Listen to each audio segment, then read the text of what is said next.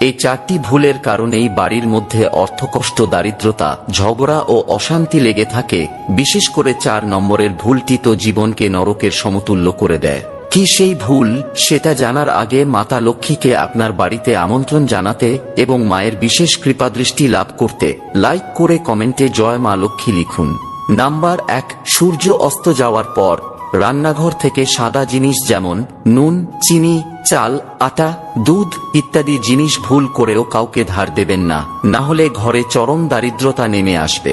Number 2, আপনার স্ত্রীর গয়না বা জমানো টাকা ভুল করেও কখনো অন্য কাউকে ধার হিসেবে দেবেন না, এতে মা লক্ষ্মী অপমানিত হন। নাম্বার 3, আপনার বাড়ির ঝাড়ু কখনোই অন্য কাউকে দেবেন না, না হলে আপনার ঘরের উপর মা লক্ষ্মী রাগান্বিত হবেন।